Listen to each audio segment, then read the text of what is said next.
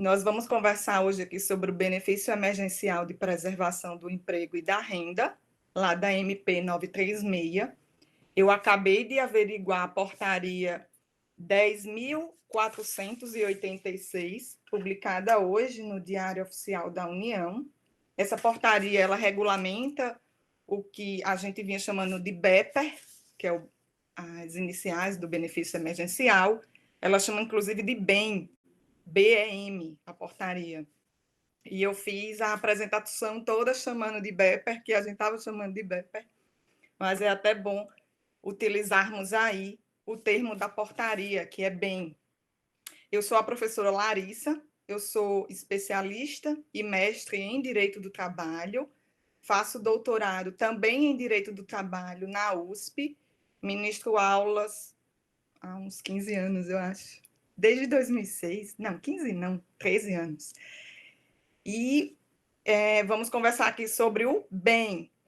Eu dei uma lida na portaria, vou fazer algumas abordagens com vocês sobre a portaria, mas confesso que não pude ler tudo. Eu acordei, me deparei com a portaria, ela tem uma parte procedimental enorme, então eu não vou conseguir abordar tudo aqui.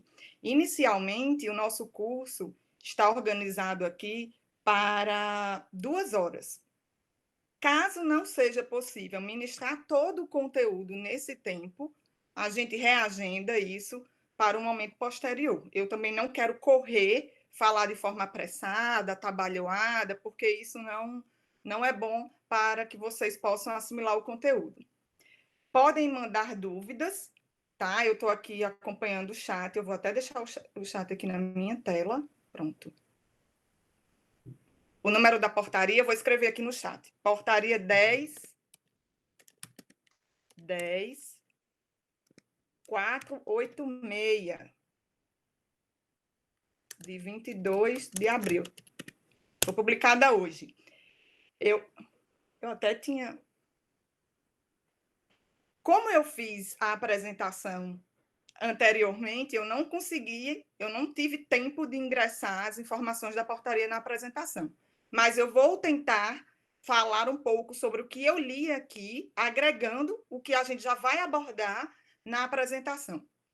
Eu costumo utilizar nas apresentações o Prezi, que ele tem um movimento interessante, e eu disponibilizo aí para vocês um QR Code. Quem tiver o leitor de QR Code no celular já pode fazer a leitura aí e baixar o material. De todo modo, eu vou deixar um link para disponibilizar esse material para que vocês tenham acesso. Podem fazer perguntas, se a aula estiver muito rápida, vocês avisam, vão mandando aí as sugestões e as informações. Eu vou dividir a aula em 2 partes. A primeira parte, eu vou tratar do contexto, o cenário que nós estamos hoje. Eu vou tratar rapidamente de como chegamos nesse cenário, qual é o cenário que nós nos encontramos, para depois a gente entrar na questão do BEPER, ou chamado pela portaria do bem em si, para realmente tratarmos do bem. Eu vou até me acostumar a chamar de bem, que eu vinha chamando o tempo todo de BEPER, BEPER, BEPER.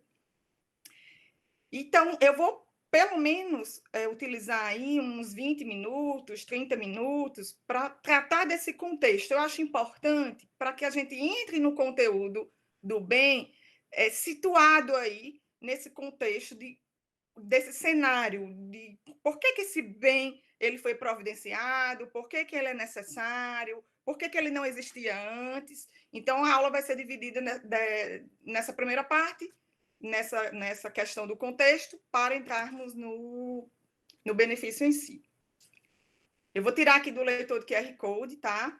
E a gente começa a tratar do contexto atual brasileiro.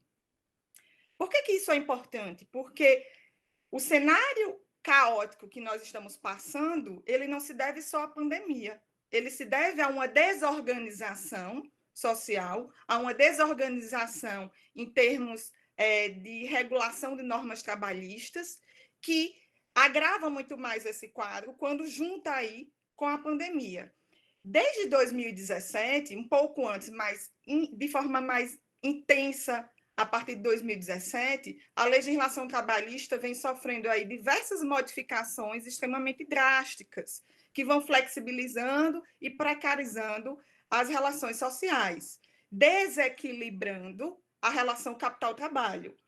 E essas mudanças, elas intensificam o processo de desigualdade social, porque são mudanças que afastam as pessoas de determinados direitos e, portanto, fazem a diferença no seu orçamento, nas suas finanças, nas suas economias, e vão jogando essas pessoas para a margem da sociedade, ou seja, são processos que acabam por marginalizar determinadas pessoas. E aí a gente tem um índice de desemprego muito alto, um índice de informalidade muito alto, a maior informalidade no Brasil.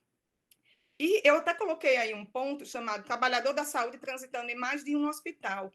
Por quê?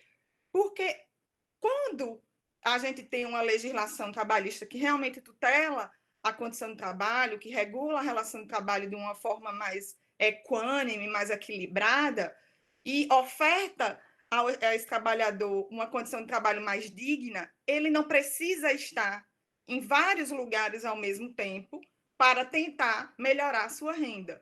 Então, quando a gente pensa na pandemia, a gente pensa nos profissionais da área de saúde. E a gente tem aí enfermeiros, técnicos de enfermagem, que são profissionais que têm uma renda muito menor, por exemplo, do que médicos. E esses profissionais, geralmente, eles precisam trabalhar em 1, 2, 3 hospitais que seja. Por quê? Para que ele possa aumentar a renda dele. Um salário que um enfermeiro antes ganhava 6, 8 mil reais, hoje um enfermeiro ganha 3 mil reais, 3.500 reais, é uma média, tá? Então, se ele tinha um salário o dobro, ele vai precisar pelo menos trabalhar em 2 lugares hoje. Isso em tempos de pandemia, o que proporciona? Que esse profissional ele circule em diversos meios e leve esse vírus para outros locais. Então, até na questão da flexibilização e da precarização da legislação do trabalho, a gente tem que pensar nessas situações. Então, esse profissional vai se deslocar em diferentes ambientes de trabalho, ele vai ficar mais cansado. E se ele vai ficar mais cansado porque ele trabalha mais, ele não vai ter a cautela que ele poderia ter se ele só tivesse um trabalho em relação, por exemplo, ao uso de equipamento de proteção individual, ele pode se contaminar de uma forma mais fácil e contaminar outras pessoas. Então, essa estrutura desorganizada, sim, os slides serão disponibilizados. Eu já falei no início da aula, eu coloquei um QR Code para leitura, mas eu vou disponibilizar no final, tá bom, Catarina? Então, esse quadro caótico, num contexto de pandemia, ele tem consequências muito mais graves. Então, a gente tem que começar a refletir qual é a sociedade que a gente quer, tá? É importante também lembrar que nós vivemos um período de desemprego mais intenso, não só por causa da flexibilização e precarização da legislação trabalhista, mas porque a robótica, a microeletrônica, a informática, elas vão ocupar espaços que o homem antes ocupava.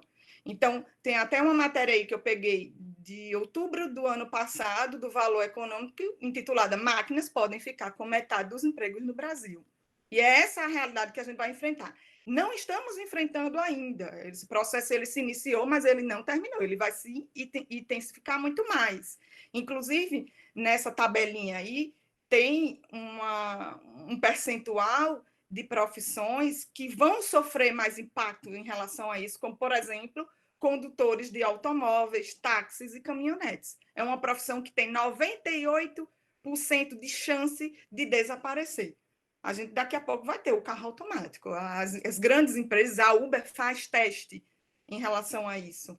E a boa notícia é que algumas profissões têm um baixo índice aí de passar por esse risco, que são os psicólogos, os advogados, os veterinários, que são profissões que lidam com criatividade, que precisam da mente humana e que talvez o robô, talvez, não consiga fazer esse trabalho, não consiga substituir da mesma forma que vai substituir, por exemplo, um garçom ou um motorista.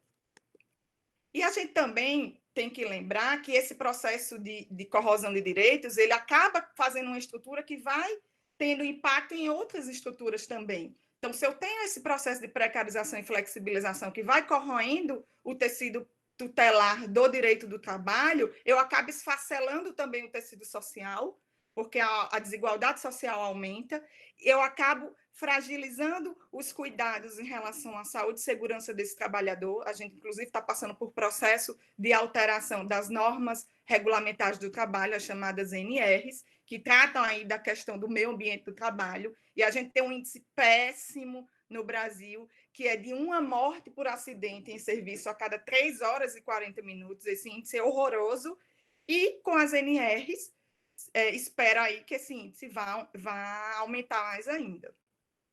Por outro lado, a gente também teve uma reforma previdenciária, ou seja, eu desprotejo o trabalhador, esse trabalhador desprotegido, que sofre mais acidente, que pode adoecer muito mais, ele vai precisar do INSS, e a gente tem aí a reforma previdenciária afastando mais ainda esse direito desse trabalhador. Ou seja, além de essa estrutura negativa de reformas, ou chamada também por alguns de contra-reforma, contribuir para o inchaço da Previdência, a gente tem reformas previdenciárias que vão afastando essa proteção do trabalhador mais ainda.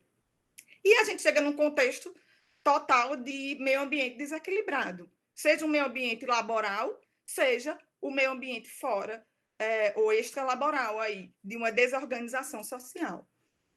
E também nós passamos por processos em que não se há mais uma preocupação com a condição de ser humano do trabalhador. Às vezes se preocupa mais com o custo que ele causa, com o valor que o trabalhador agrega aí à empresa em termos financeiros, olha-se mais para esse custo do que para ele como um ser humano. E a gente tem essa gravura aí, a máquina triturou o Zé, que tragédia, mas e aí, a máquina parou? Ou seja, ele está mais preocupado com o custo da máquina do que com o trabalhador em si. Eu vou só voltar aqui, porque o meu chat saiu.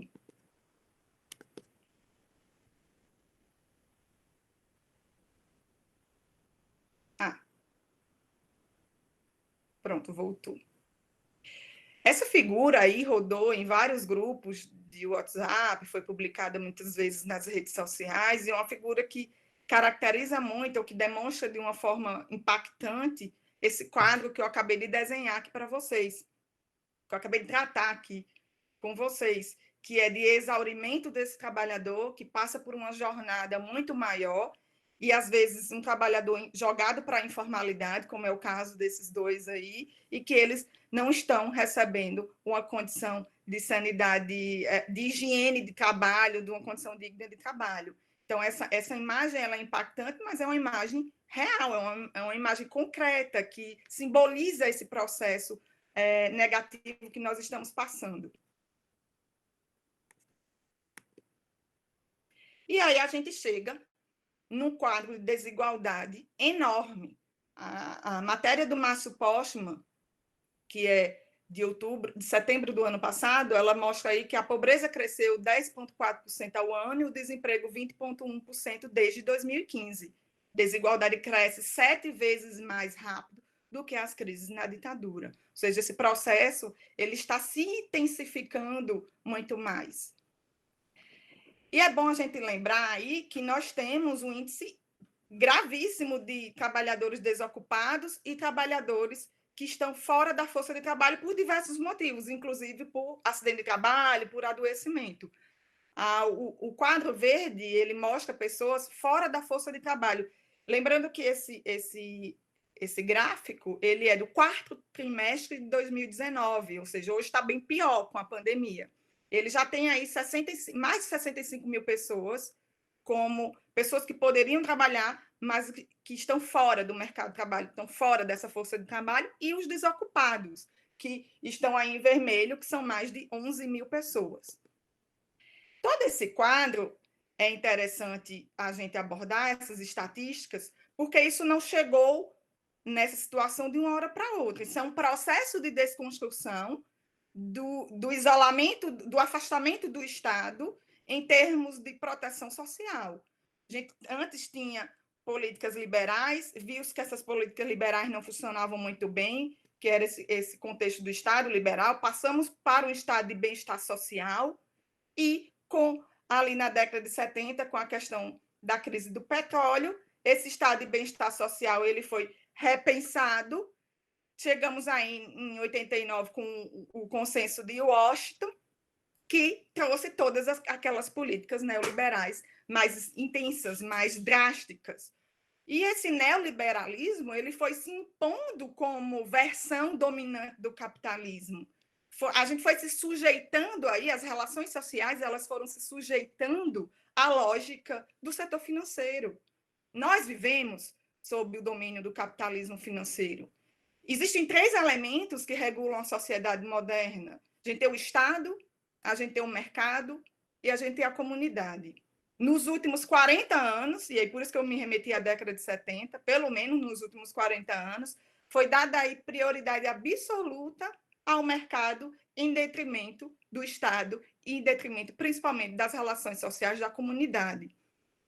E a gente chega num quadro que não se tem mais uma elasticidade social, a corda já esticou demais, já se enforcou bastante, a gente não tem mais lastro, não tem mais espaço, porque essa sociedade ela já foi impregnada com a ideia conservadora de que não há um modo alternativo a esse hipercapitalismo.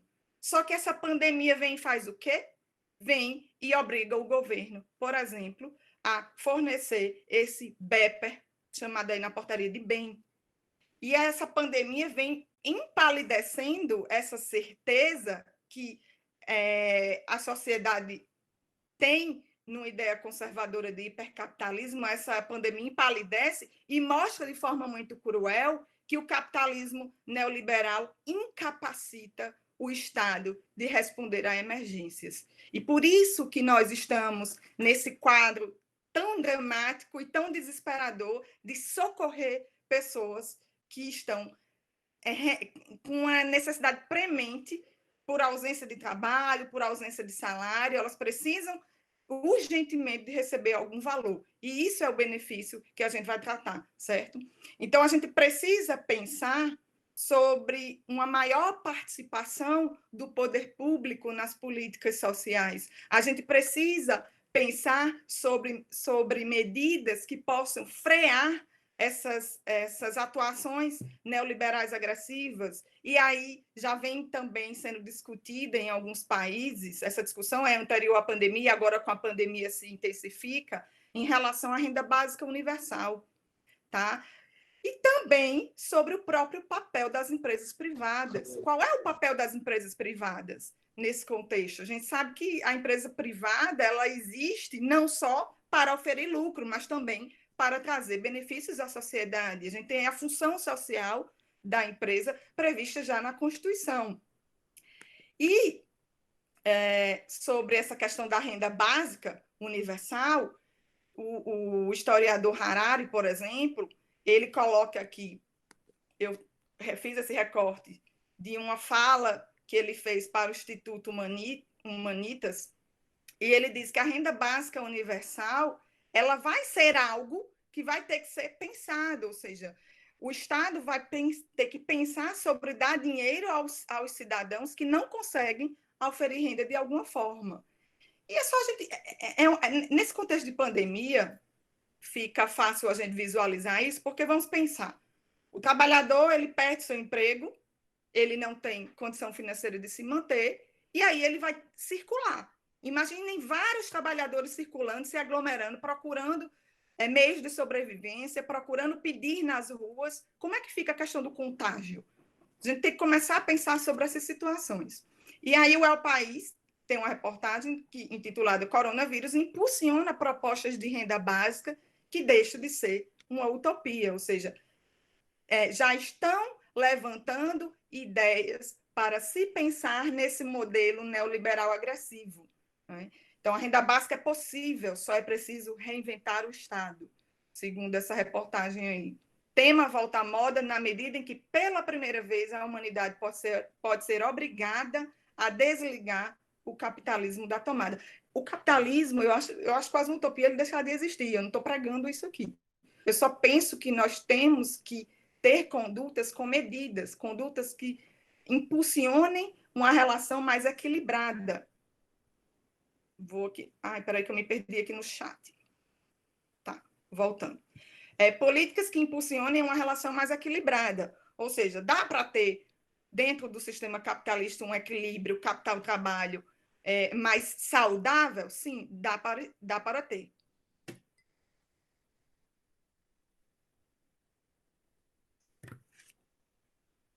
André, a sua câmera está ligada. A Ângela colocou aqui. Pessoal, a aula está rápida, eu posso manter nesse ritmo, eu vou esperar o feedback de vocês, tá? Nesse contexto, qual é o papel das empresas privadas? O que as empresas privadas podem promover? E aí eu me remeto não àquelas empresas, microempresas, empresas de pequeno porte. Eu estou pensando nas grandes empresas. O que essas grandes empresas podem fazer? A Magazine Luiza vem aí liderando uma imagem excepcional nesse momento de crise. Por quê? Porque ela está colocando ali debaixo do braço pequenos empreendedores, vendedores, pessoas que estão desassistidas nesse momento e que ela precisa aí abarcar. Inclusive, eu vi uma entrevista da Luiza, que é a dona da Magazine Luiza, e ela disse, eu não estou preocupada com os lucros, agora não é momento de se pensar nos lucros, é momento da gente pensar nas pessoas, elas precisam dessa assistência. E, pessoal, o consumidor está de olho. Nós estamos de olho nessas empresas, nós estamos de olho nesse papel da empresa, nesse retorno que a empresa tem que necessariamente dar para a sociedade. A empresa não pode existir por existir e não pode existir somente em busca do lucro. Ela tem um papel estabelecido na nossa Constituição que é exatamente, Ângela, uma responsabilidade social. A função social da empresa determina que ela tem que exercer essa responsabilidade social. E aí a própria sociedade começa a olhar e dizer assim, pessoal, vamos comprar dos pequenos produtores, compre dos pequenos mercados, aquela campanha que roda hoje nas redes sociais, vamos incentivar os pequenos produtores nesse momento dramático de pandemia. Por quê? Porque a sociedade está olhando para isso. E a imagem da empresa ela pode crescer muito em relação a isso. Inclusive, eu já vi comentários de pessoas dizendo eu compro agora na Magazine Luiza, eu só não compro na Magazine Luiza se o valor estiver muito mais alto. Mas se a diferença ela for uma diferença pequena, o meu chat saiu aqui, se for uma diferença pequena, a pessoa vai optar por comprar na Magazine Luiza, porque sabe que a Magazine Luiza está... Ai, voltou. Porque sabe que a Magazine Luiza está exercendo uma responsabilidade social, está cumprindo a sua função social como a sociedade espera. Então, as empresas têm que começar a pensar nisso e até pensar nisso como uma espécie de publicidade, de marketing mesmo. Eu empresa, cumpro um papel na sociedade diferente de outras empresas e começar a exercer realmente, colocar em prática, encontrar mecanismos para exercer a sua atividade dessa forma. O material está disponível nesta plataforma no site da ESA. Eu coloquei em QR Code, mas eu vou disponibilizar no final o link para quem não conseguir baixar o QR Code, tá certo? No início eu mostrei o QR Code e vou mostrar no final. Vamos aqui, seguindo. E aí, feita essa abordagem inicial, que já nos foi aí 23 minutos, eu estava prevendo em torno de 20 minutos, nós entramos aqui na questão dos benefícios. Antes de entrar no benefício do bem, né? Vamos chamar de bem, vamos deixar o BEPA de lado. Bem. Eu vou só fazer uma diferença aqui com vocês. Voltar aqui um pouquinho. Peraí. Em relação a outros três benefícios que estão previstos. Numa lei, que é a Lei 13.982, que é o Corona Voucher, o famoso Corona Voucher, que trata da renda básica emergencial, e o outro é uma indenização, um benefício de natureza indenizatória, que é previsto ali para o portuário avulso, da 945 de 2020. Pessoal, quem for entrando, por favor, coloque presente, desligue câmera e desligue o microfone, tá bom? Com relação à indenização prevista para o trabalhador avulso, que é da MP 945, ela é uma indenização prevista para aqueles trabalhadores que não conseguem mais se alistar, que não conseguem mais aquele trabalhador que não consegue mais ser convocado pelo órgão gestor de mão de obra. Ou seja, quem são esses trabalhadores que vão receber esse benefício de cunho indenizatório aí? São aqueles trabalhadores que são portadores da Covid-19, que têm algum sintoma relacionado à doença, que convivem com pessoas doentes ou que estão com sintomas, que têm 60 anos ou mais de 60 anos, que têm comorbidades, gestantes, lactantes. Essas pessoas, trabalhadores avulsos que estão nesse quadro, que estão nessas condições, eles não podem mais participar do processo de escolha ali, não podem mais ser escalados pelo órgão. Aí o que fez a MP do trabalhador avulso? Disse, você, trabalhador avulso, que não pode mais ser escalado, vai receber um valor. Qual é esse valor? 50% do que você recebeu aí de remuneração mensal no período de 1/10/2019 até 31 de março de 2020, desse ano. 50%. Então, a renda dele vai cair pela metade. Quem paga isso não é o governo, quem paga isso é o operador portuário, tá? É diferente do bem.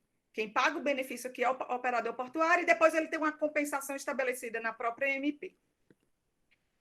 Também eu não quero que vocês confundam bem com a renda básica emergencial. A renda básica emergencial, ela me lembra muito a questão da renda básica universal, que eu acabei de comentar com vocês na primeira parte da aula, que o Harari trata muito bem sobre isso. E essa renda básica emergencial vem sendo chamada aí de Corona Voucher. Não está numa medida provisória, tá? Está na Lei 13.982 de 2020. E essa renda é no valor de R$600 para pessoas que estão fora do mercado, desculpa, para pessoas que estão fora aí do contrato de trabalho, ou seja, quem está registrado, quem tem carteira assinada não tem direito a receber essa renda básica emergencial. Inclusive, a portaria que saiu hoje sobre o bem, a portaria, vou repetir o número, 10.486, deixa muito claro que não pode acumular o Corona Voucher, que é a renda básica emergencial, com o bem, o benefício que a gente vai tratar aqui. Quem são as pessoas que têm direito a essa renda básica emergencial? Em regra, são pessoas que não têm emprego formal, que não estão recebendo benefício previdenciário, que não recebem seguro-desemprego e que se enquadram numa determinada renda aí familiar, que é per capita de até meio salário mínimo e renda familiar total de até 3 salários mínimos. Então, não confundam o Corona Voucher, que é essa renda básica emergencial, que está numa lei, com o que a gente vai tratar agora, que é o bem, né? Que é o benefício emergencial de preservação do emprego e da renda, que está numa MP 936, regulamentada hoje pela portaria 10.486. Lembrando também que esse benefício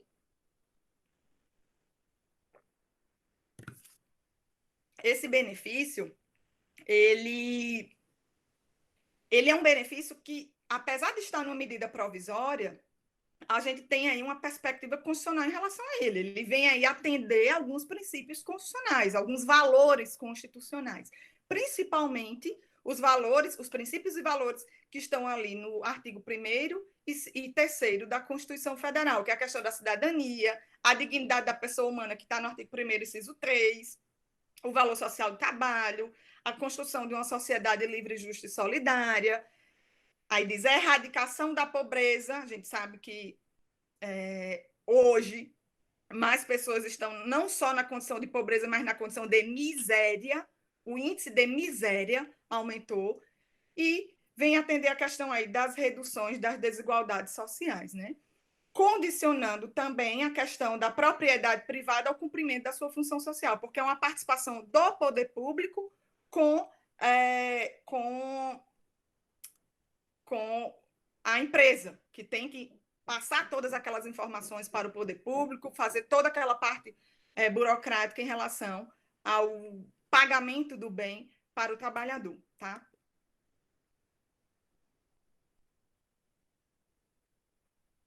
Lembrando também que eu comentei no início, por que eu quis fazer também a abordagem sobre a questão da precarização?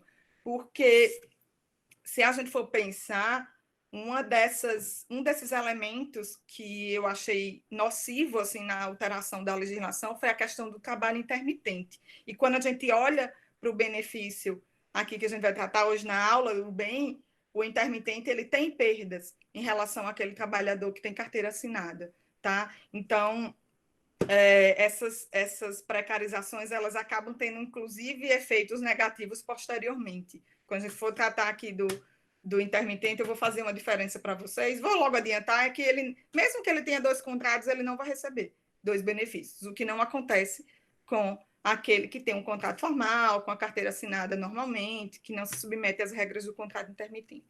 Mas, bem, considerações gerais sobre a MP. A gente tem aí uma discussão sobre a forma de adesão a esse benefício. A MP deixa muito claro que a adesão é por acordo entre as partes, tá? Por acordo entre as partes. Patrícia, o MEI vai receber qual? O MEI tem que ir lá no Corona Voucher, tá? Não é aqui do trabalhador formal, não.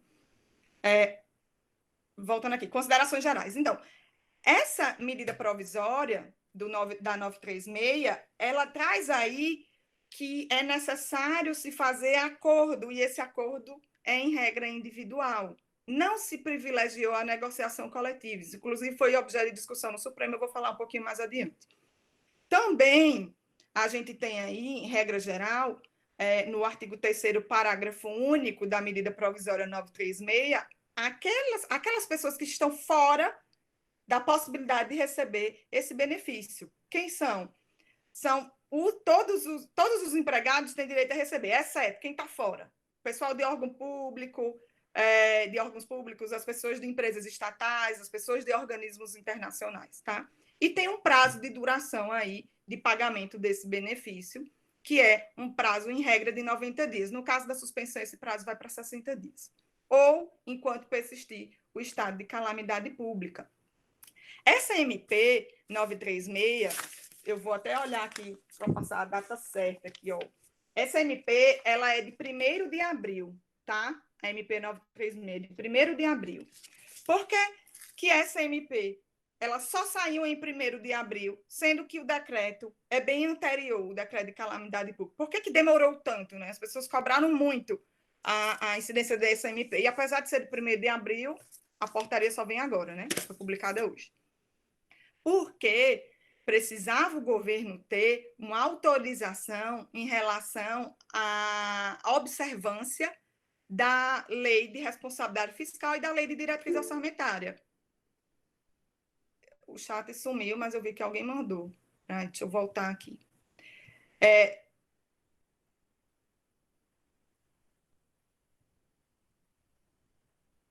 Tá, eu vou continuar. Eu não estou conseguindo. Ele às vezes... Pronto, voltou. Tá, daqui a pouco eu leio uma pergunta de Cassandra, porque a pergunta está grande. Aí eu leio daqui a pouco. Bem, aí por que essa medida provisória 936 demorou a sair? Justamente porque o governo precisava de uma autorização aí para desobedecer, e aí eu coloco bem entre desobedecer a lei de responsabilidade fiscal e a lei de diretrizes orçamentárias, porque não tinha essa previsão, a previsão desse gasto nessas 2 leis que são leis lá do direito financeiro. E essa autorização ela foi dada através da ADI 6357 e numa liminar do ministro Alexandre de Moraes no dia 29 de março. Vejam que a liminar sai 29 de março e a MP é do dia 1º de abril, ou seja, ela já estava ali no forno, só esperando a autorização para o governo publicar. Tá? Então, assim que essa autorização é dada pelo ministro do Supremo em sede liminar, o governo publica a medida provisória. Tá certo? Lembrando que a medida provisória é 1º de abril, a portaria só é de hoje. Eu achei que essa portaria demorou bastante. Ela deveria ter vindo com mais antecedência. Inclusive, eu olhei todos os dias para ver se o governo ia publicar essa portaria antes da aula. E quando eu acordo hoje pela manhã, está a portaria publicada. A gente que é da área trabalhista fica igual doido, né? Tem que olhar o Diário Oficial da União agora todo dia. Então, bem, E aí eu não tive tempo, obviamente, de ler a portaria em seu inteiro teor. Eu vou fazer observações gerais em relação à portaria, tem uma parte procedimental bem grande, eu não consegui ler tudo para estar com vocês aqui às 10 horas da manhã, tá certo?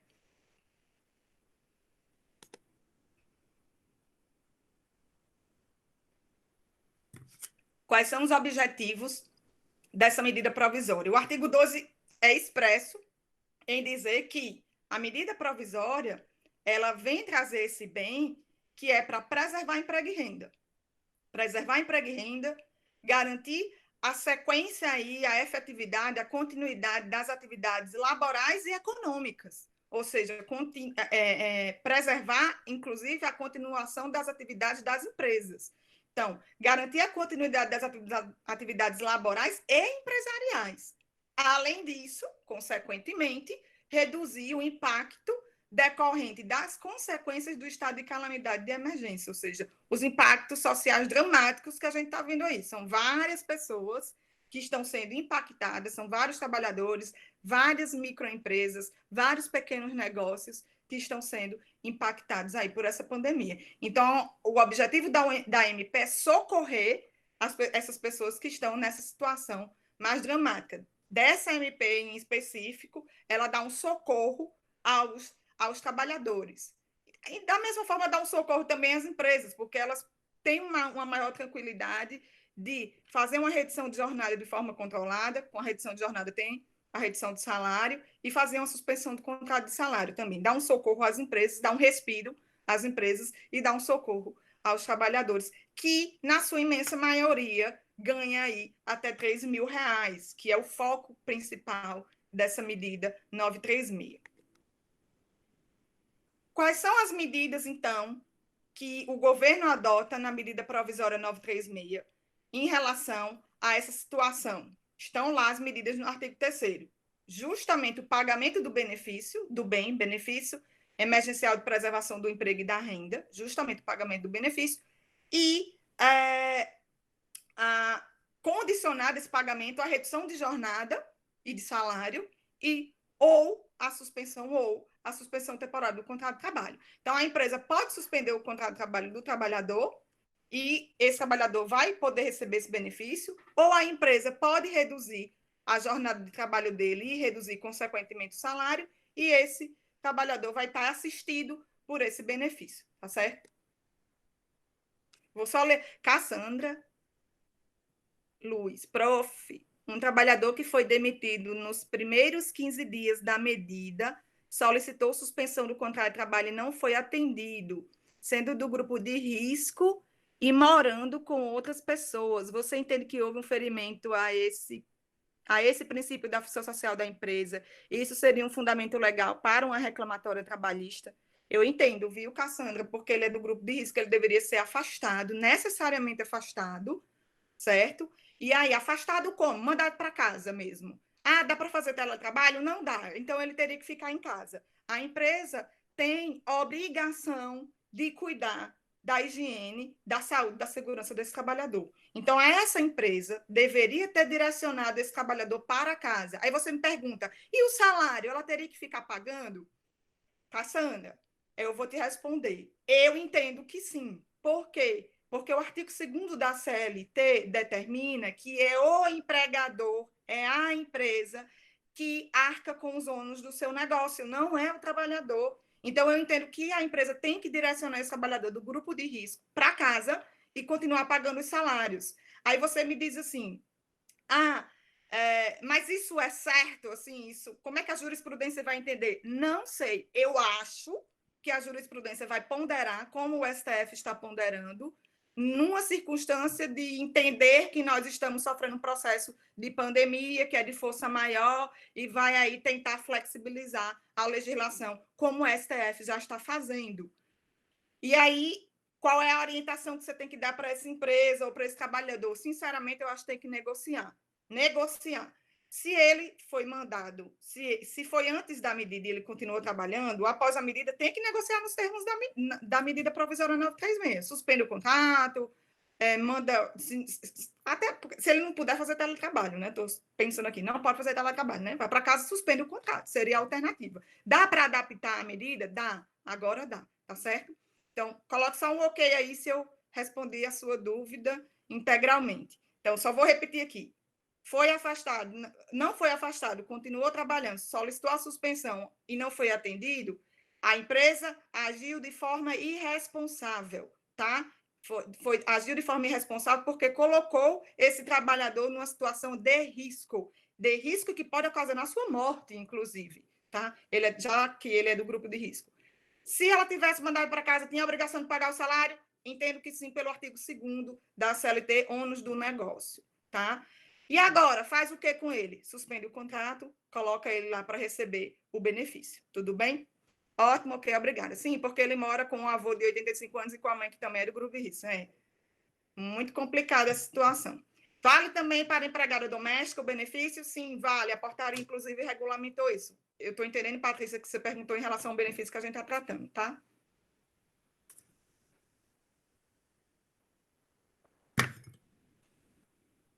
Beleza. Sim, vamos voltar aqui. Então, resumo da história. O artigo 5º traz aí que quem tem direito a receber esse benefício? Pessoal que tiver a jornada de trabalho reduzida e, consequentemente, o salário, e tem um percentual dessa redução, tá? Eu vi gente dizendo assim, pode reduzir 10%, pode reduzir 15%. Não. A MP fala que a redução é de, no mínimo, 25%. Se você reduzir menos do que isso, o trabalhador não vai ter direito a receber o benefício, tá? Então, pelo menos essa redução tem que ser de 25% e ela tem que ser efetiva. Não é uma redução tá ali para constar, não. A empresa tem que reduzir mesmo, ele tem que trabalhar mesmo dentro daquela redução. Não é aquela história, vou dizer aqui que vou reduzir o seu salário, mas você continua trabalhando do mesmo jeito, tá? Porque você recebe o benefício, então fica tudo igual. Não, não é. Tá? Se a empresa fizer isso, ela está fraudando a legislação. A redução ela tem que ser observada efetivamente, ou seja, na prática. Não adianta também mandar o trabalhador para casa, entupir ele de teletrabalho e no final das contas ele trabalhar muito mais do que ele estava trabalhando presencialmente na empresa. Não, tem que cumprir a norma. A outra condição para a percepção do benefício é a suspensão temporária do contrato de trabalho. Nós vamos falar agora sobre essas duas hipóteses. Vamos entrar no momento da aula em que eu vou tratar aqui dessas duas hipóteses. Sim, esqueci até quem vai pagar o benefício, né? A União. Está lá na MP, artigo 5º, parágrafo 1º. Na verdade, não saiu a bolinha do primeiro, não sei por quê. Parágrafo 1º diz que é a União que vai pagar. Por isso que teve que ter aquela autorização lá do ministro do Supremo, porque isso vai ter um impacto no orçamento que não estava previsto. E se não tivesse essa autorização, o governo poderia responder aí, inclusive em termos de improbidade, né? Sofrer um impeachment, sei lá, ver as consequências lá do direito financeiro. Então, por isso que teve que ter essa autorização, porque esse benefício é custeado pela União. Diferente lá do benefício da 945, lá do avulso, do portuário avulso, que não pode ser escalado. Quem paga aquilo é o operador portuário. Aqui nessa MP, não. Quem vai pagar é o poder público. Aí a gente tem aqui também, primeiro ponto, sobre a redução proporcional da jornada de trabalho e salário, que está lá no artigo 7º. O que essa redução tem que observar? Primeiro, essa redução ela vai ser feita por acordo coletivo, como regra geral, tem a exceção, tá? Vou tratar com vocês. É uma redução que ela pode durar até 90 dias e que tem que preservar o salário hora. Se reduziu a jornada, reduz o salário, ou seja, tem que manter o valor do salário hora. Vai ter que ter essa negociação aí individual. Pode ser feita a negociação coletiva? Pode, mas quem é que vai conseguir fazer negociação coletiva hoje? Tanto é que o Supremo deu a decisão que deu. Vou falar já com vocês. E essa redução, engraçado que a MP, ela fala assim, a redução da jornada de trabalho e do salário tem que ser exclusivamente nos percentuais de 25, 50 e 75. Mas eu não sei por que meteram esse exclusivamente aí, porque a interpretação que se dá não é essa. Inclusive, a portaria vem nesse sentido. Deixar no mínimo... Ai, meu Deus, alguém mandou uma mensagem aqui, eu não consigo ver. O chat sumiu de novo, peraí.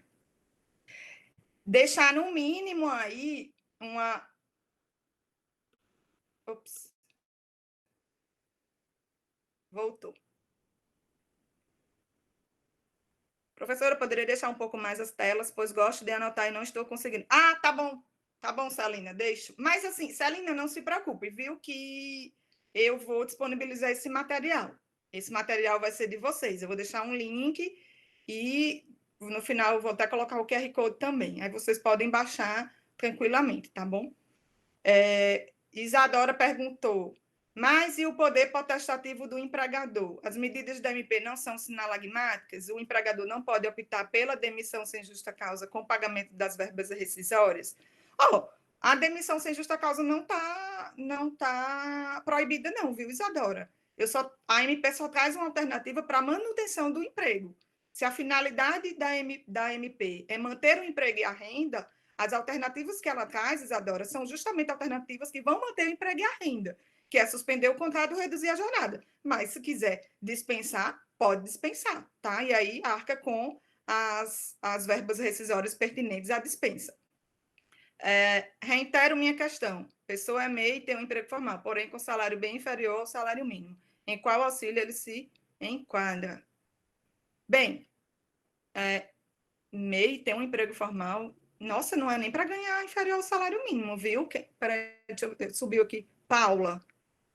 Pessoa é MEI, tem um emprego formal, porém com salário. Não é nem para ganhar um salário mínimo, não, tá? Assim, qualquer emprego formal. Eu tô achando esse MEI aí com cara bem de pejotização da sua pergunta, eu não sei se é o caso. Então, esse trabalhador que está ganhando isso aí, a empresa está violando várias regras aí, várias normas, tá? Então, Paula, essa empresa tem que avaliar, se o trabalhador está sendo pejotizado e não consegue nem oferir um salário mínimo, a empresa que complementa. Então, já está errado a partir daí.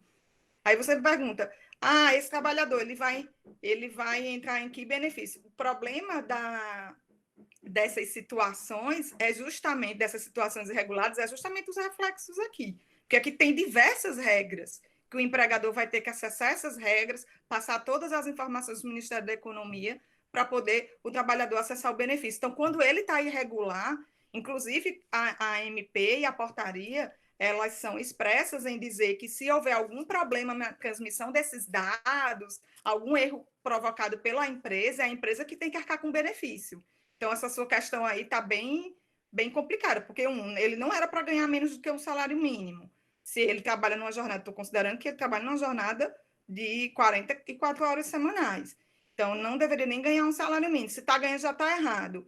E se ele não tem contrato de trabalho formal, ele passa por esse processo de pejotização, aí já tem um outro probleminha aí. Professor, eu poderia deixar um pouco mais tarde, tá? Tem um caso de acordo coletivo de redução de 25% assinado em 2/4 entre empresa e sindicato. Tem? Ótimo. A negociação coletiva ela não está proibida, tá? Não estou dizendo isso. Estou dizendo que pode ser feita uma negociação individual, um acordo individual. Tatiana, desligue a câmera.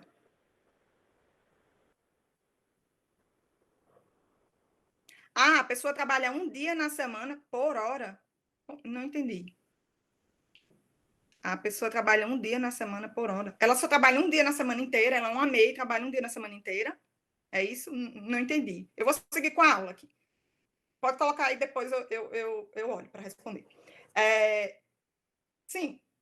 Então, voltando aqui para a questão da redução. Apesar de a jornada ser reduzida, apesar de a AMP trazer essa expressão exclusivamente, é possível fazer uma redução de 30%, de 40%, de 60%. Só que, mesmo que você faça essa redução nesse patamar, o governo vai observar, nos valores, ele vai observar essas faixas de 25%, 50% e 75%, tá? Vai observar a faixa. Então, é interessante que a empresa observe esses percentuais, para que porque isso aí vai ter um impacto na faixa de pagamento. Inclusive, a portaria trata desse tema. Então, assim, a sugestão que eu dou é, empresa, quem for orientar a empresa, que oriente a fazer dentro dessas faixas aí, 25%, 50%, 75%. Fica mais fácil o cálculo.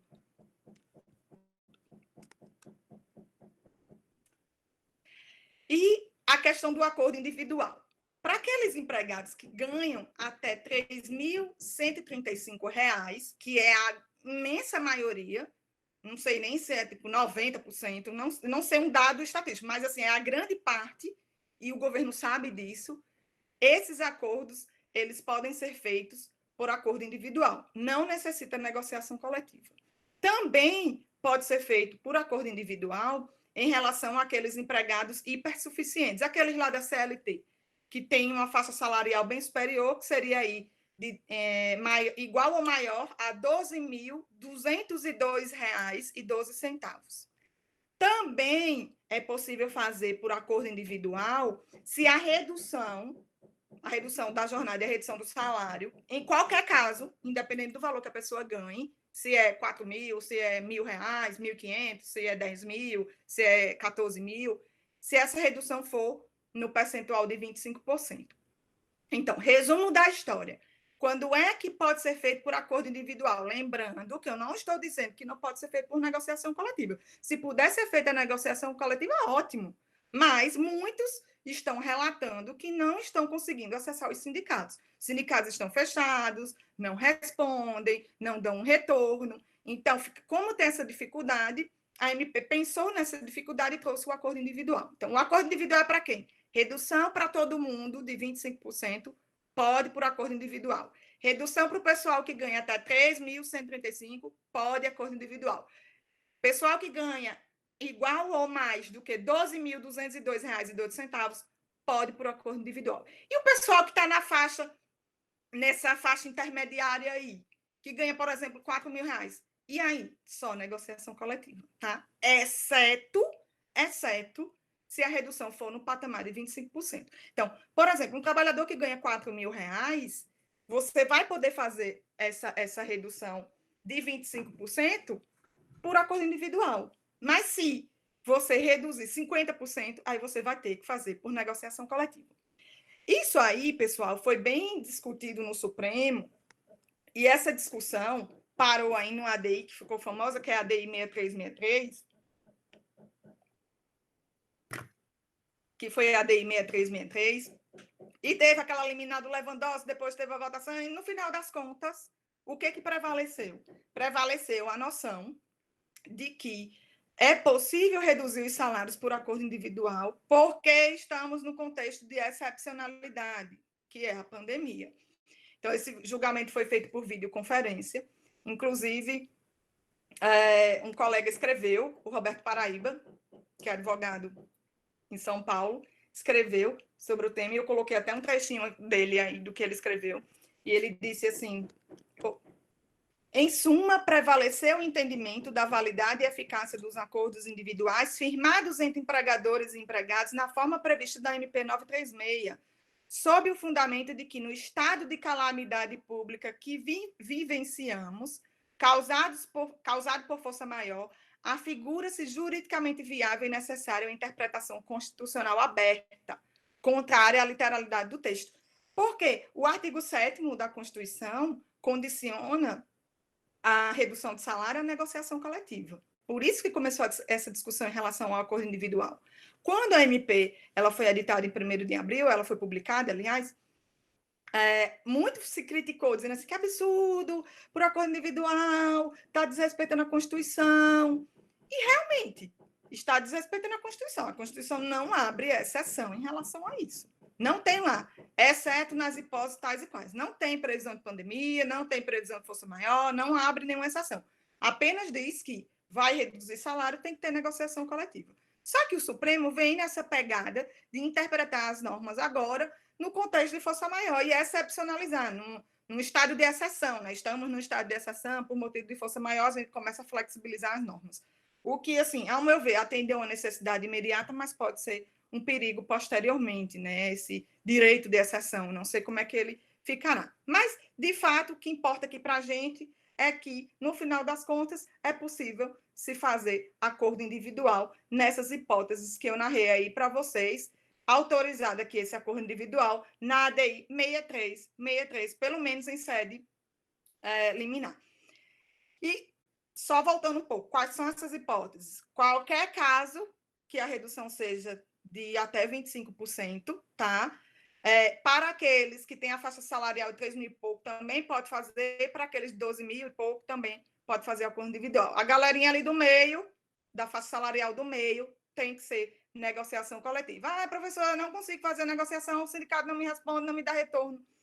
Esse é o problema, realmente, que vários trabalhadores estão sofrendo. Mas esse miolo aí, esse pessoal, esse miolo aí, que ganha entre 3 mil e pouco, 12 mil e pouco, é um percentual extremamente pequeno, tá?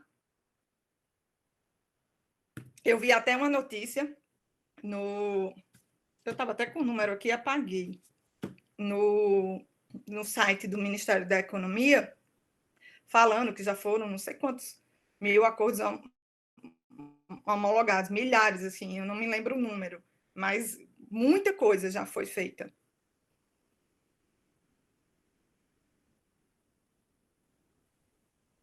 Abri o chat aqui de novo, o chat dá uma sumida às vezes.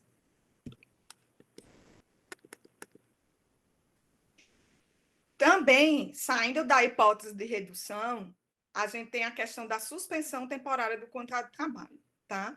Então, a primeira hipótese de acesso ao benefício é a redução e a segunda hipótese é a suspensão. Essa suspensão, ela também pode se dar por acordo individual escrito, tá?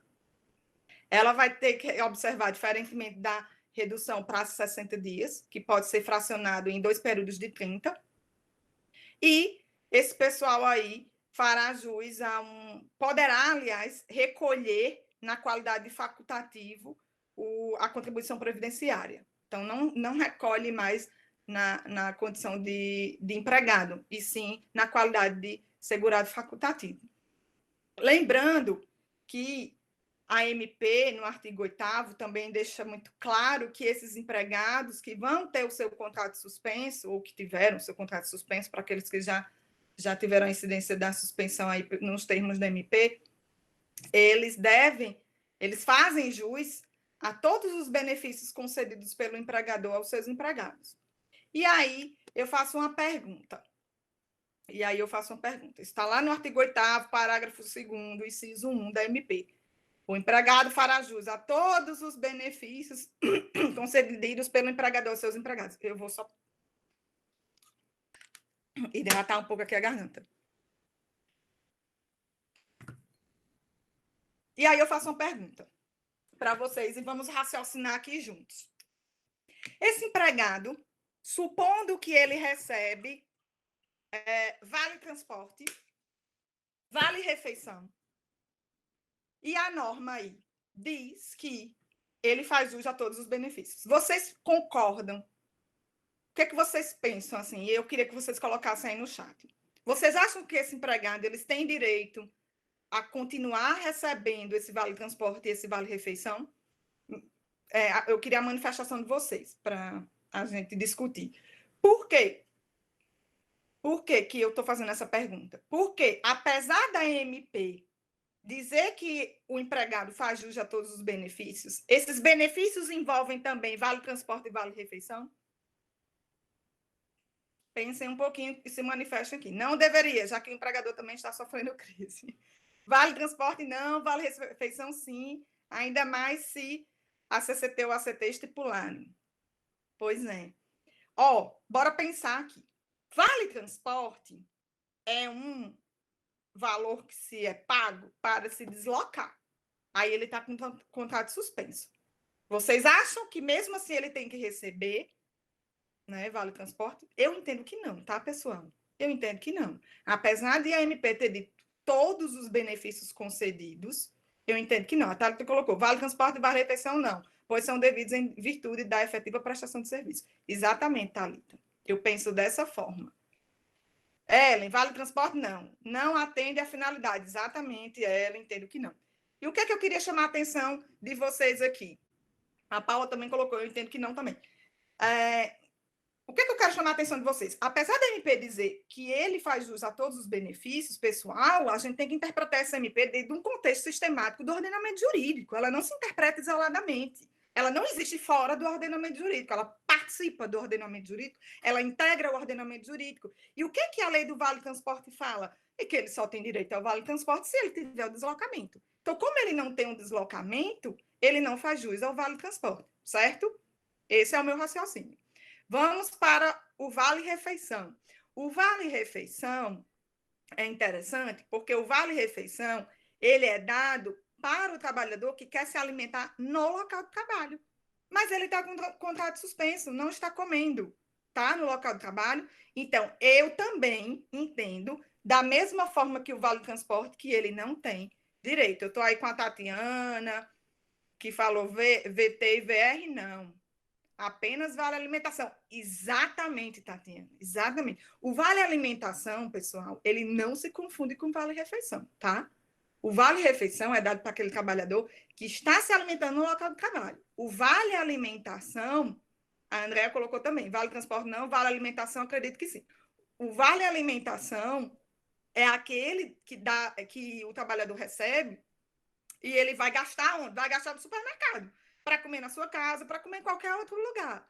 Ou seja, o vale alimentação, ele não está condicionado ao uso no local de trabalho. Então, não confundam vale alimentação com vale refeição. São diferentes, tá? Nesse raciocínio, eu entendo que, apesar dele não ter direito ao vale transporte e não ter direito ao vale refeição, porque ele está com o contrato de trabalho suspenso, ao meu ver, ele tem direito ao vale alimentação. Por quê? Porque o vale alimentação não está condicionado ao exercício da atividade no momento. É um vale dado para ele se alimentar fora do local de trabalho. E ele continua comendo, continua indo ao supermercado. Aliás, a gente come mais, né? Em casa, come mais, gasta mais. Nossa, supermercados a gente gasta horrores, come mais besteira. Eu passo o dia comendo. Então, o vale alimentação eu estou aí com o André, né? Acredito que ele realmente vai fazer jus. Agora, se vocês me perguntam, pessoal, professor, o que é que vai prevalecer na jurisprudência? Gente, eu não sei, não tenho bola de cristal. Eu estou fazendo um raciocínio dentro do sistema jurídico, tá? Então, vale alimentação? Sim, para mim ele continua tendo direito, nos termos do artigo 8º, parágrafo 2º, inciso 1 da MP 936. Vale refeição? Não. E vale transporte? Não. Porque são parcelas condicionadas aí ao exercício da atividade dele no local de trabalho, tá certo? Combinado assim? E digam aí o que é que vocês acham, se vocês concordam com essa ideia, porque isso não está exposto de forma clara aí na MP, nem muito menos exposto de forma clara na portaria, tá bom? A gente tem que fazer uma interpretação sistemática. Vamos voltando aqui. Qual é o valor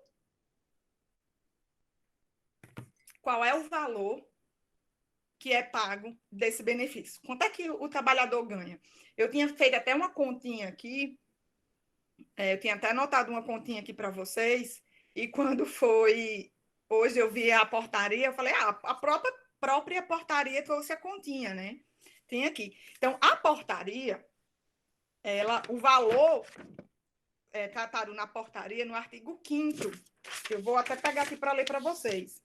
Ele diz assim: o bem, que é o benefício, a portaria, aliás, ela diz assim: o bem, que é o benefício, terá como valor base o valor do benefício do seguro-desemprego que o empregado teria direito, calculando nos termos do artigo 5º da Lei 7998, observado o seguinte: inciso 1. Para a média de salário com valor de até R$ 1.599,61, multiplica-se a média de salário por 0,8, observado como valor mínimo o valor do salário mínimo nacional. Então, o que ele está dizendo aí no inciso 1? Vou pegar aqui um exemplo. O trabalhador ganha R$ 1.500, tá? Ganha R$ 1.500. O que esse inciso 1 está dizendo? Ele está dizendo que você vai pegar a redução e fazer uma conta matemática. Por exemplo, o patrão e o trabalhador acordaram reduzir o salário em 25%.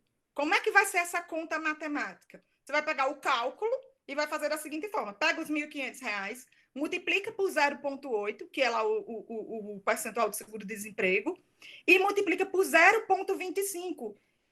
O que é esse 0,25? É o 25% da redução.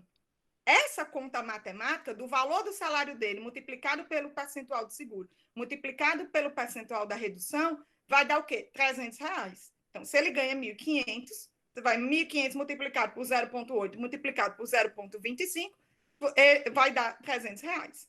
Então, quanto é que a empresa vai pagar a esse trabalhador? Se a redução foi de 25%, você vai pegar os R$1.500, multiplicar pelos 25%, dividir por 100 e vai dar um valor aí. Deixa eu fazer aqui a conta na calculadora. Ó, cadê minha calculadora? 1.500 vezes 25 dividido por 100 dá R$1.125. Então, se a empresa pagava ele R$1.500, reduziu 25% dele da jornada, reduz também 25% do salário, a empresa vai ter que pagar ele agora R$1.125. Se ele teve 25% de redução, foi feito um acordo individual, cumpriu todos os requisitos, ele tem direito ao benefício. Quanto é que ele vai receber do benefício? Aí é aquele cálculo que eu falei inicialmente. Você vai pegar os 1.500, multiplicar por 0,8, multiplicar por 0,25, que dá R$300. Aí como é que fica o valor total que esse trabalhador vai receber? Ele vai receber 1.125 da empresa e R$300 do benefício do governo. No final das contas, ele vai receber R$1.425, sendo que ele só vai trabalhar 75% da jornada, porque ele teve uma redução de 25%. Então, vejam que na imensa maioria dos trabalhadores, essa redução de valor não é uma redução tão significativa. Lógico, diminuir que seja R$10, R$20, dói. Mas não é uma redução tão dramática assim. Ele recebia 1.500 e agora, por mês, vai receber nossa conta, né? R$1.425, ou seja, ele vai perder R$75 no final das contas. Entenderam a conta? Ficou clara essa conta? É uma conta matemática, né? Raciocínio matemático, de porcentagem, certo? Então, a perda para ele mensal vai ser de R$75 mensal. Agora, às vezes eu escuto as pessoas dizerem assim, mas a perda é muito pequena, ele só perde R$75, por exemplo, se for 1.500, é muito pouco. Gente, lembrem de um detalhe. Aquele efeito expansivo circular do salário não vai ser no percentual de 1.500, não vai ser no percentual de 1.425, tá? Então, vejam que não tem aqueles reflexos, ou seja, ele perde um pouco mais. Lógico, não é uma perda. Ai, meu Deus, agora ele só vai ganhar R$600, R$700. Não. Mas, no todo, ele tem uma perda um pouco maior.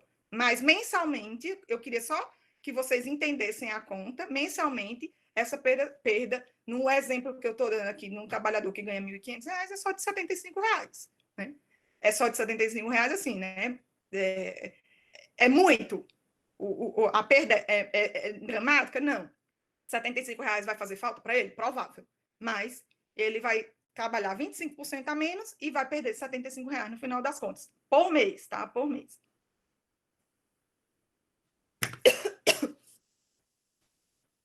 Aí vamos também sobre o valor. Eu não vou ficar lendo aqui a portaria com vocês todinha, porque eu acho isso extremamente cansativo e chato. Mas, quando forem ler a portaria, para vocês entenderem melhor esse cálculo, se atentem ao artigo 5º, tá? Ele tem vários parágrafos. Esse artigo 5º tem vários parágrafos da portaria, são todos parágrafos tratando desses percentuais, desses valores. Aí, aqui no quadrinho da gente, aqui na exposição, eu coloquei: o valor terá, não sei o que esse Dudu está fazendo, o valor terá, com base de cálculo do benefício, acho que eu escrevi o benefício direito, terá como base de cálculo o valor mensal de seguro, né? Por isso que faz aquela conta matemática multiplicando por 0,8. Na hipótese de redução de jornada e de salário, será calculado sobre a base do percentual de redução. Por isso que eu fiz a conta com vocês, 0,25, que foi 25 de redução. Na hipótese de suspensão temporária do contrato, terá o valor mensal de 100% do seguro-desemprego, tá? E tem uma regra diferente para aquelas empresas que têm receita bruta superior a 4 milhões e 800 mil reais, tá? Essas empresas que têm uma renda bruta maior, elas vão ter que arcar com 70% do seguro, do equivalente, né? 70% do seguro. Então, tem uma conta mais pesada para essas empresas, mas também elas são empresas de um porte bem maior, tá? Lembrando que essa suspensão da MP, que está toda regulada aqui, para que o trabalhador tenha acesso a esse benefício, não se confunde com aquele layoff lá da CLT, tá? Com o artigo 476A da CLT. Essa suspensão não se confunde. O 476A tem regras específicas e exige negociação coletiva, tá? Então, assim, você pode fazer o layoff do 476A? Pode, mas, se quiser, pode optar por essa suspensão aqui, que, inclusive, é melhor para o trabalhador, porque o governo arca com o valor do benefício. Só que a MP disse, se você for fazer aquela suspensão lá do 476A, o layoff lá, observe que o curso, vocês têm que fazer o curso na modalidade não presencial, porque o curso era feito na modalidade presencial, desse layoff, antes da pandemia. Agora, com a pandemia, a MP fez essa ressalva. O curso tem que ser exclusivamente na modalidade não presencial. Terá uma duração não inferior a 1 mês, nem superior a 3 meses. Porque, lembrem-se que a MP condicionou a 90 dias. Tratei no início com vocês. 60 dias de suspensão, 90 dias no caso de redução. Então, aqui, observando isso, ele coloca entre 1 mês e 3 meses para quem for fazer layoff. Ou seja, as empresas elas têm várias alternativas. A MP traz mais uma alternativa, é mais uma alternativa de socorro, porque elas podem colocar em teletrabalho, quem puder colocar em teletrabalho, podem fazer aí, podem conceder férias também, podem fazer esse layoff da 476, podem se socorrer aqui desse benefício que a gente está tratando do bem. Então, tem várias alternativas para as empresas. Suelen, professora, não sei se você já falou, mas quando houver esta redução, quem solicita o benefício? A empresa, a empresa, tá, Suelen? Inclusive, a portaria, deixa eu só olhar, a portaria tem um procedimento que está no artigo, que começa, capítulo 3 da portaria, que começa no artigo 9º, e tem todo um procedimento. Por exemplo, não vou ler a portaria não, mas vou só chamar a atenção para vocês. O artigo 9º. Para a habilitação do empregado ao recebimento do bem, o empregador informará ao Ministério da Economia, ou seja, é um empregador, a realização do acordo... vou só beber um pouquinho de água. O ar-condicionado resseca muito a minha garganta. Para a habilitação do empregado ao recebimento do bem, o empregador informará ao Ministério da Economia a realização de acordo de redução de jornada e de salário ou da suspensão temporária de trabalho com o empregado no prazo de 10 dias, contados a partir da data da celebração. Então, a empresa tem 10 dias contados aí da celebração do acordo para informar o Ministério da Economia. Eu falei no início da aula, Suelen, que se a empresa ela não cumprir todos os requisitos para fornecer as informações para o governo em relação ao acesso a esse benefício, é a empresa quem vai arcar com esse benefício, é a empresa quem vai pagar, tá? Então, tem que dar tudo certinho, assim, número de conta. Por exemplo, o artigo 9º, parágrafo 1º, fala, tem que dar o número de inscrição do empregado, CNPJ, SEI, data de admissão, do empregador, aliás, data de admissão do empregado, número de inscrição do CPF, PIS, PASEP, é um monte de coisa. Então, tá tudo lá no artigo 9º da portaria. A pessoa perguntou, qual é a portaria? É essa daí mesmo, viu, Milena? É exatamente essa, 10.486. Eu coloquei no início da aula, tá bom? Podem colocar nas dúvidas aqui. Vamos ver. Aí o artigo... Vamos voltar aqui para a MP, saindo da portaria, voltando aqui para a MP 936. O artigo 9º da MP fala da possibilidade de cumulação do benefício com a ajuda compensatória da empresa, tá? E só que já a MP já diz que essa ajuda compensatória ela tem uma natureza indenizatória, ou seja, mesmo que a empresa pague esse valor, não tem aquele efeito expansivo circular do salário, tá? Não vai ter aquelas projeções, não vai projetar em férias, em décimo, em aviso, se houver rescisão, em nada, tá? Então, o artigo 9º fala que o empregador pode pagar ajuda compensatória mensal em decorrência da redução da jornada e de salário ou da suspensão temporária de contrato de trabalho, e a ajuda deve ter o valor definido no acordo individual, pactuário e negociação. Então, para aquelas empresas que puderem pagar ainda uma ajuda compensatória, a parte do benefício, existe essa previsão aí na própria MP, tá? Não sei se muitas vão aderir a isso, até porque a condição das empresas também não está uma condição nada boa. Mas, bem, pelo menos tem essa previsão. Lembrando que o governo deu essa possibilidade e já disse, empresa, se você quiser pagar, é natureza indenizatória, tá? Ou seja, não tem os reflexos, não tem aquele efeito expansivo circular. Também quem acessa esse benefício, a MP trouxe aí a questão da garantia provisória no emprego, tá? Está no artigo 10. Só para quem recebeu o benefício. Por isso que é interessante que os empregados eles tenham contratos formais, eles estejam regularizados, estejam com sua situação adequada, para que eles acessem, por exemplo, um benefício como esse, e tem inclusive a questão da garantia. Aí qual é o prazo dessa garantia? O que é que a MP diz? O prazo da garantia, eu vou dar em termos de exemplo, eu vou fazer um exemplo aqui para vocês entenderem.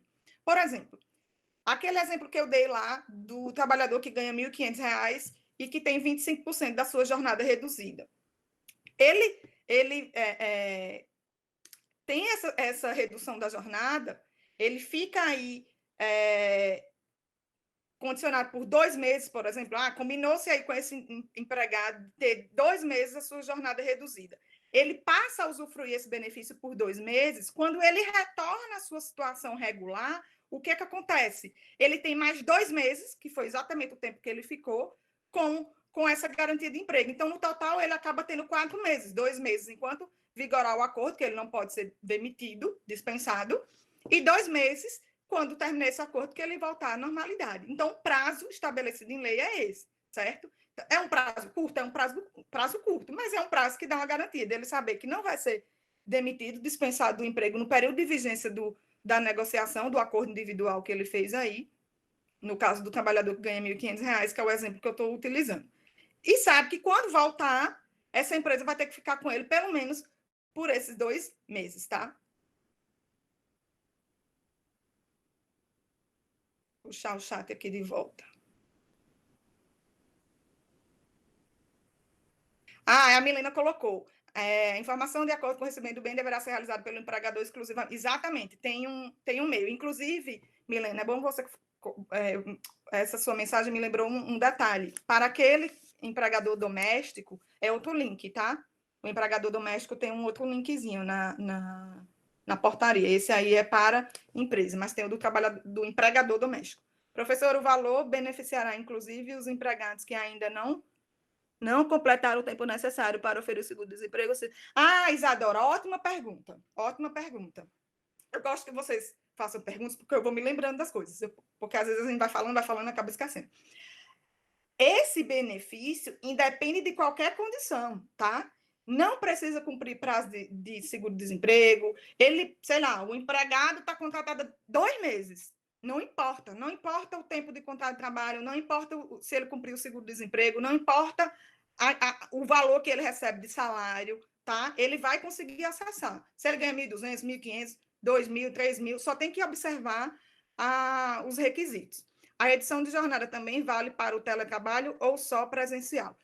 Patrícia, então, a portaria até tratou dessa questão do teletrabalho, porque é difícil regular você fazer controle de jornada no teletrabalho. Eu não vou dizer para você que a redução não vale. Vale, mas tem que ser demonstrada essa forma de controle. Deixa eu só ver aqui para... deixa eu ver aqui onde está aqui. Eu até anotei. Eu não estou achando agora onde é que está aqui na portaria. Mas, puxando aqui para a portaria, eu lembrei aqui de um detalhe. Além da questão do valor que está na portaria,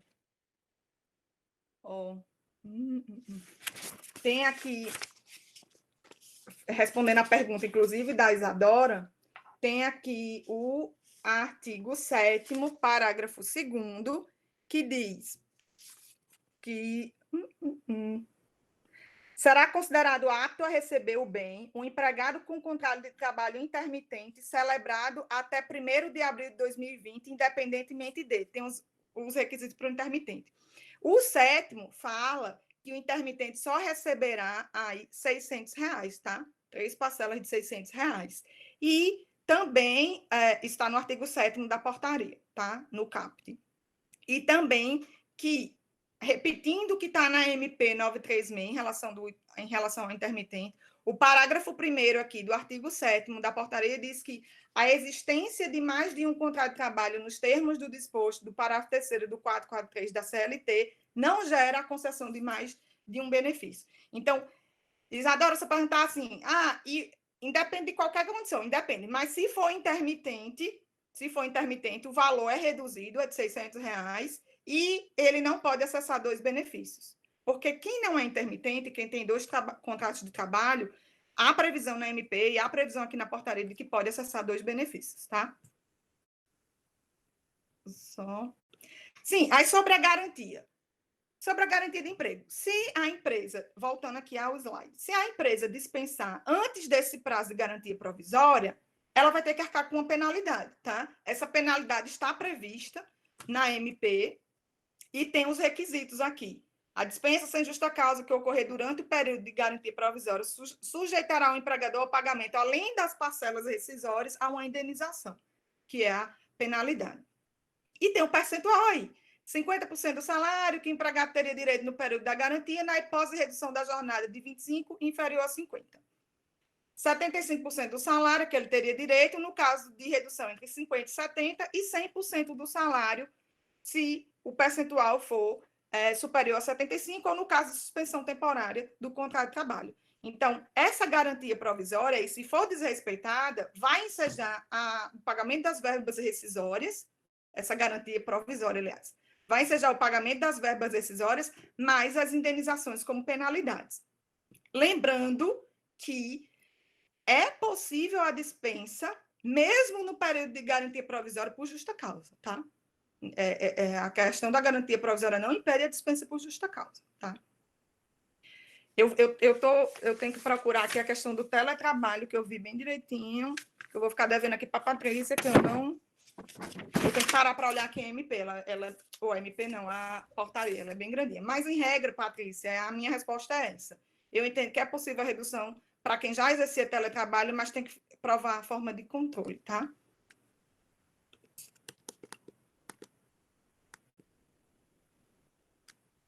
Empregado com mais de um vínculo formal, acabei de falar com vocês, pode acumular os benefícios, tá? Pode receber, exceto o intermitente. O intermitente só vai receber um.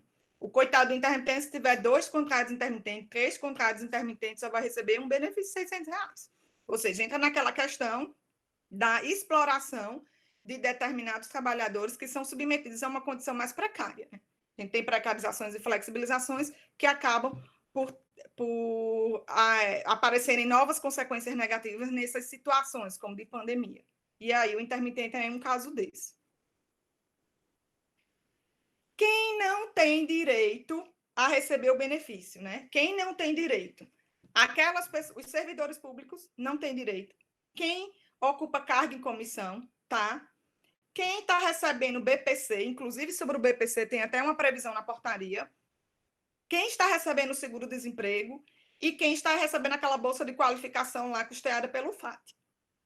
Não tem... Deixa eu beber aqui água. Essas pessoas, elas não vão receber o benefício, tá? Por quê? Por que não precisa decorar isso não, tá, pessoal? Tá lá na MP, mas não precisa decorar. É importante que vocês entendam. Por que elas não recebem o benefício?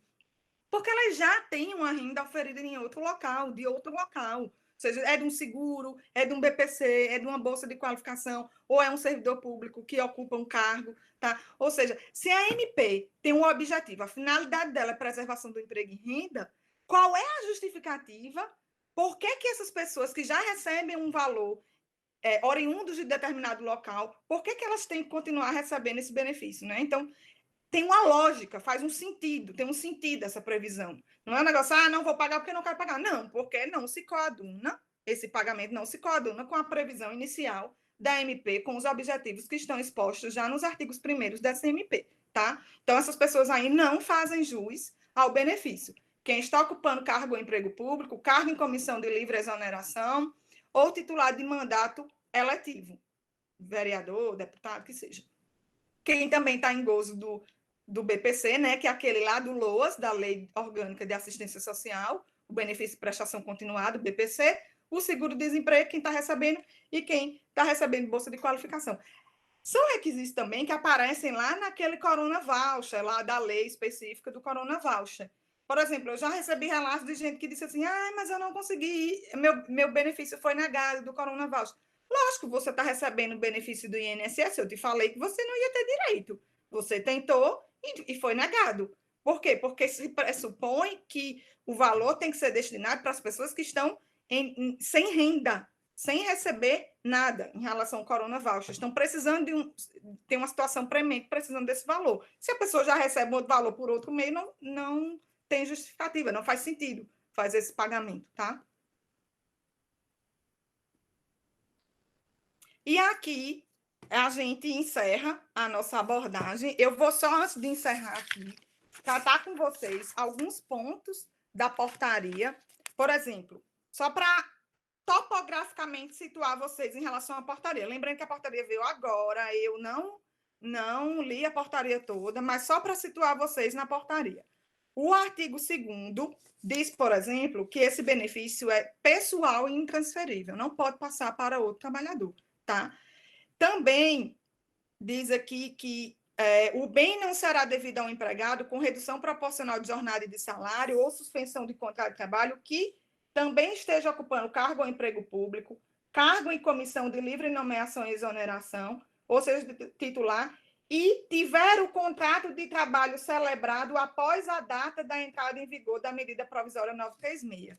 Então, além dessas hipóteses aqui, só voltando, que eu já tinha colocado, abordado com vocês, a portaria agregou mais uma outra hipótese, que foi, não vai ser devido para aqueles que celebraram contrato de trabalho após a vigência da 936. Por quê? Porque as empresas já sabiam que a condição a que esse trabalhador poderia se submeter, tá? Então, esse empregado não faz jus. Por que tem essa previsão? Porque teve empresa que dispensou o empregado e depois contratou novos empregados e agora está querendo se socorrer desse benefício, né?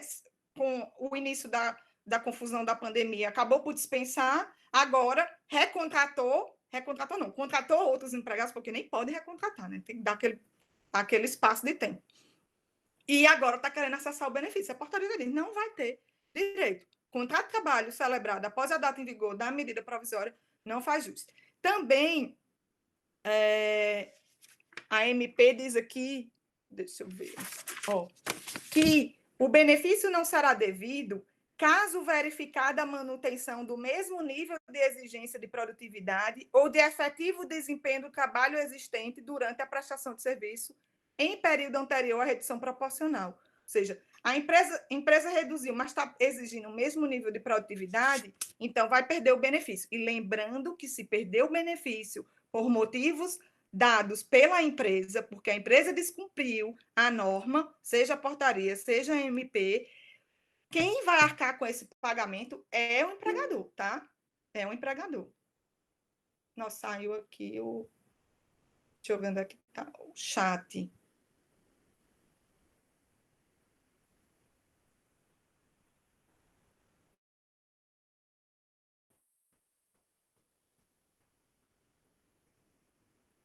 Uma pessoa perguntou aqui, se o empregado for seletista, mas presta serviço à administração pública e teve seu contrato suspenso. Não, o Fernando, se ele é seletista, ele não é servidor público, tá? Então, ele pode acionar o benefício. Quando eu falo ali, é quem está ocupando emprego público no sentido de receber, de ocupar cargo em comissão, de não ser seletista, tá? De estar sendo pago pelo poder público dentro do regime estatutário, tá?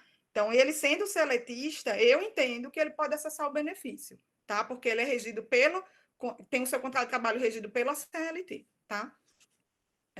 Ainda mais se ele teve o contrato suspenso, pelo menos a minha leitura é dessa forma.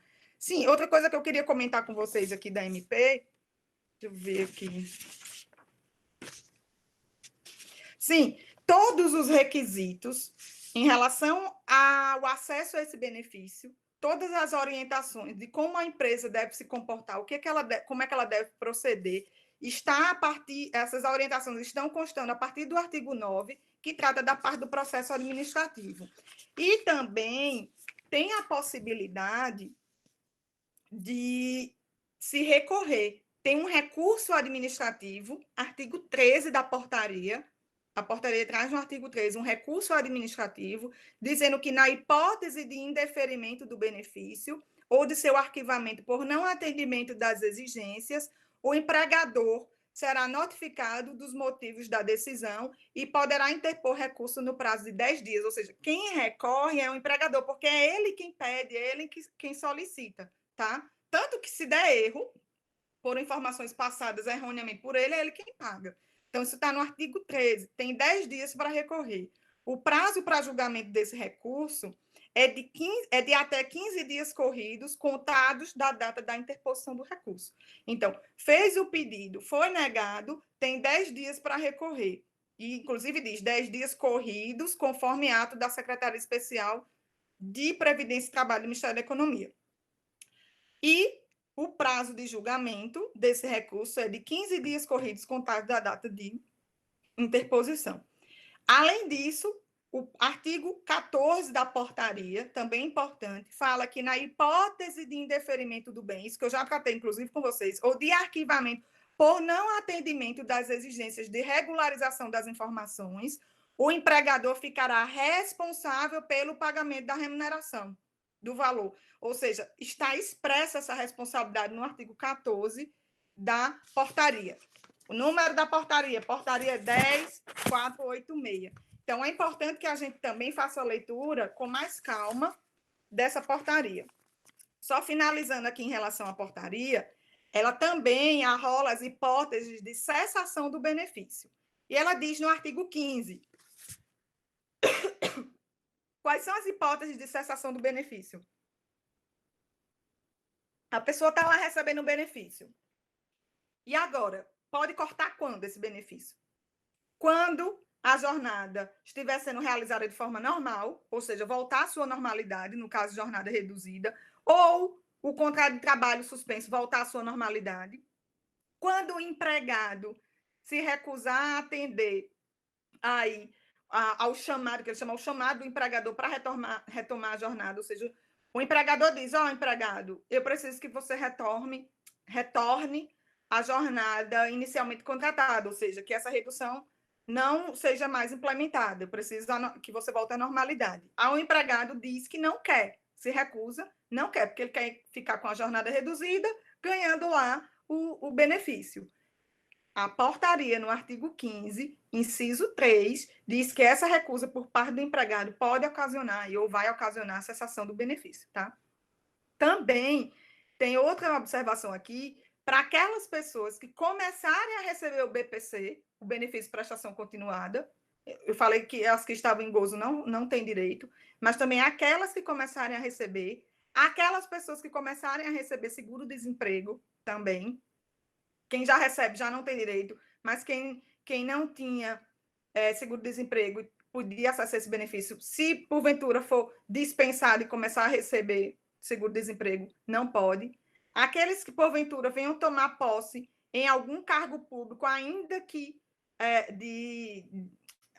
cargo comissionado, tá? Não podem receber mais o benefício. Se houver qualquer comprovação de falsidade ou fraude, também o benefício é cortado. E se a pessoa morrer, o beneficiário ele faleceu, morreu, essa é uma hipótese de cessação. Por quê? Porque eu já comentei com vocês aqui que no início, já no artigo 2º, ele diz que o benefício é direito pessoal e intransferível. Ou seja, não passa para a viúva, não passa para os filhos, tá? Entra na hipótese de cessação do benefício, os casos de morte. É interessante o que vem regulamentado aqui na MP, porque ela pode tirar algumas dúvidas, ou ela tira algumas dúvidas, né? A gente tem que fazer uma leitura de forma mais calma, mais adequada. Eu tive contato aqui com a portaria dessa MP. Logo antes de começar a aula, eu fiz uma leitura rápida dela, e por isso que eu estou topograficamente chamando a atenção para alguns pontos importantes, que é essa questão do bem-ser pessoal intransferível, está no artigo 2º, a questão do artigo 4º, inciso 2, que fala que quem tiver contrato de trabalho realizado, feito, pactuado após a vigência da MP não tem direito. A questão do procedimento administrativo de acesso ao benefício, que está no artigo 9º, e aí tem vários requisitos Você que é advogado de empresa, olhe o artigo 9º da portaria. É essencial eu analisar esse artigo 9º. O prazo para recurso, prazo de 10 dias corridos, e o poder público tem 15 dias para se manifestar, tá? A questão da responsabilidade da empresa no artigo 14, que se ela não cumprir os requisitos estabelecidos na norma, ela tem que pagar esse benefício, e as hipóteses de cessação que estão no artigo 15, incluindo aí a questão da morte, em consonância com o artigo 2º, que fala que o benefício é pessoal intransferível. E o artigo 17, que finaliza aí, já finalizando a portaria, ele diz que os acordos firmados até a data da entrada em vigor desta portaria, em desconformidade com as suas disposições, deverão ser regularizados em até 15 dias, tá? Então, assim, a gente sabe que a MP, ela é de 1º de abril, e essa portaria só veio agora, só que vários contratos já foram alterados nos termos da MP. Então, a portaria já faz essa observação no seu artigo aí, quase final, né? Que ela fecha com o artigo 18, que é aquele básico que entra em vigor na data de sua publicação. O 17, que é praticamente o último artigo. Já dizendo, você, empresa, que fez aí o procedimento em relação ao acesso do benefício, antes dessa portaria, observe você, empresa, se tem algo a se adequar. Ou seja, se faltou algum elemento de observância dessa portaria. Porque se faltou, você tem 15 dias para fazer essas alterações. E é importante esse prazo de 15 dias, minha gente. Por quê? Porque se a empresa não informar e ficar de forma inadequada, o benefício não vai ser pago, tá? É uma das hipóteses de cessação. Não vai ser pago. E quem é que vai arcar com isso aí? É a empresa. Então, você que advoga para a empresa, oriente a empresa nesse sentido. Vejam a portaria, vejam todos os requisitos da portaria, principalmente os requisitos que estão ali na parte do processo administrativo. Vejam se todos os requisitos foram cumpridos, porque se não foram, se faltar algum desses requisitos, essa empresa tem 15 dias para informar o Ministério da Economia sob pena de cessação do benefício e sob pena de incorrer no pagamento desse benefício. Então, muito cuidado com isso, tá?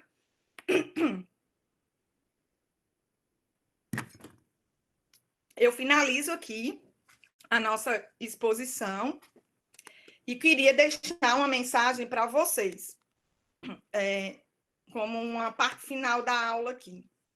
Eu vi essa publicação numa postagem da Nina Lemos, que ela escreve para o UOL, e ela colocou isso aí, leaving no one behind, ou seja, não deixe ninguém para trás. E é esse o sentimento que a gente tem que ter no momento de pandemia, e é esse o sentimento que o governo tem que ter nesse momento de circunstância tão dramática para vários trabalhadores. Essa portaria e essa medida provisória 936, elas são um socorro às empresas e aos trabalhadores. É segurar na mão e não deixar ninguém para trás, andar todo mundo junto. Porque nesse sentimento de solidariedade, todos ganham, todos se aperfeiçoam. A pandemia, ela é de transmissão comunitária. Se eu colaborar com a vida de uns e deixar outros para trás, abandonar a vida de outros, essa pandemia esse vírus vai circular com muito mais facilidade e vai atingir, um vírus de transmissão comunitária, vai atingir muito mais pessoas. Então, eu queria deixar essa mensagem para vocês no final. Não podemos deixar ninguém para trás, tá certo? Muito obrigada, espero que vocês tenham gostado. Eu deixo aqui também o QR Code para vocês fazerem a leitura do material. Eu vou disponibilizar o link para vocês baixarem esse material. Eu deixo aqui o meu Instagram, Larissa 13 Matos. Podem me mandar dúvidas por lá. Está aqui também o meu e-mail, tá certo? Eu sou uma pessoa aberta nas redes sociais, adoro tirar dúvidas, gosto de ensinar gratuitamente. Tenho um prazer e podem contar comigo com relação às dúvidas que vocês tiverem, tá? Espero que vocês tenham gostado da aula.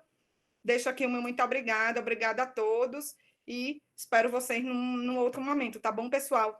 Lembrando que vou deixar o link aqui para vocês baixarem o material e aproveitem. Vamos ler a portaria com calma. Eu comecei a aula aqui lendo a portaria minutos antes, vamos ler com calma, talvez tenha coisa mais interessante para a gente observar. Eu fiz uma leitura inicial, é difícil se manifestar numa leitura inicial, principalmente quando a gente não conversa com outros colegas para saber opiniões, para saber formas de interpretação. Então, eu coloquei uma visão aqui minha, tá certo?